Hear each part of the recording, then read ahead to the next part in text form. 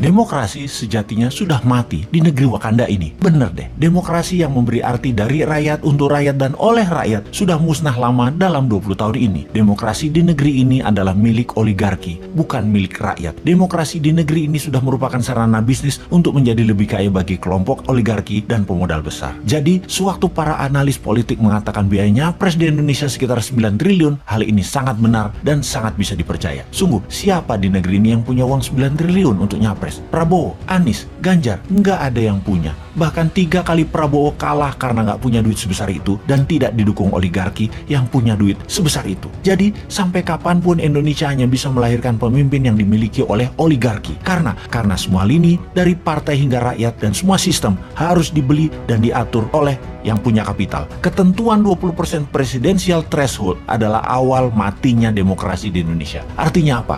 Untuk mencapai ketentuan 20% saja harus merangkul partai lain, dan untuk merangkul ini tidak cuma-cuma, harus bayar mahar. Setelah dapat threshold 20%, apakah sudah cukup? Ya, hanya cukup untuk mendaftar ke KPU saja. Perjalanan masih panjang fulus keluar setelah mendaftar dari KPU tersebut. Kita hitung berapa biaya itu. Bervariasi di partai kelas menengah dan atas, paling murah 1 triliun. Di kelas menengah, partai minta antara 400 sampai 500 miliar. Plus ada tambahan beberapa kursi kementerian dan jabatan berpotensi menghasil cuan lainnya mereka minta. Bisa dibayangkan dari mana calon capres untuk bisa membiayai mahar partai kalau tidak mencari pemodal. Di sini, Indonesia akan selamanya dikungkung oleh oligarki jika ketentuan presidensial threshold tidak 0%.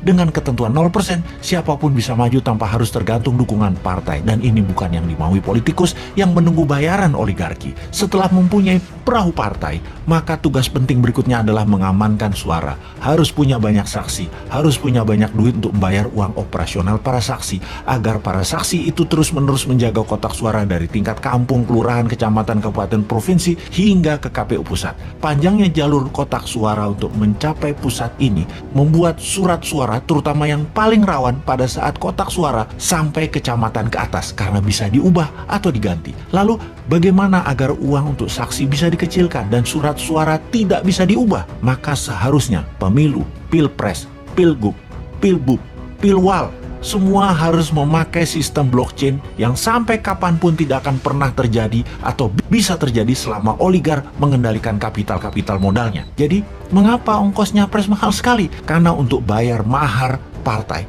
baik partai yang akan jadi pelengkap persyaratan 20% dan juga kolaborasi partai pendukung. Kemudian pos kedua adalah membayar saksi. Pos ketiga yang juga perlu dana besar yaitu untuk sosialisasi dan memframing, seperti membayar pengamat untuk menggiring opini, membayar lembaga survei, membayar iklan, terutama iklan TV, membayar konsultan politik, membayar buzzer, mencetak kaos dan berbagai atribut, baliho, bendera dan lain sebagainya, serta biaya-biaya posko. Di pos berikutnya yang perlu dana besar untuk membeli suara rakyat adalah di pedesaan. Satu suara itu sekitar 30 sampai 100 ribu rupiah per kepala, dan ini ada bandarnya. Biasanya sang bandar akan menghitung suara di mana yang bisa dan mudah serta murah untuk mereka beli. Sekarang di tahun 2024, siapa capres yang punya 9T? Satu pun nggak ada. Sekali lagi, yang punya duit triliunan itu hanya oligarki. Bayangkan, satu oligarki bisa modali antara 2 sampai 3 triliun selama nantinya kebijakan pemerintahannya akan menguntungkan mereka, yaitu balik modal plus laba. Ya bayar 9T itu. Bagi oligarki, biaya capres yang hanya 9 triliun itu kecil. Jadi, sungguh demokrasi sudah mati di Indonesia ini, yang dibikin oleh pejabat yang berkuasa dalam 20 tahun terakhir ini bersama oligarki. Juga, mulai sekarang kita bisa jelas melihat yang anti threshold 0%, mereka adalah yang anti demokrasi dan mereka adalah agen oligarki apapun alasan mulutnya mengatakan. Singkatnya, mereka antek oligarki. Kalau benar mau demokrasi menang, jadikan threshold 0%, pastikan blockchain sebagai hitungan alat suara, lalu menangkan New Mind di 2024 karena Bosman tidak akan terbeli oleh oligarki. Di kantongnya ada 11.000 triliun.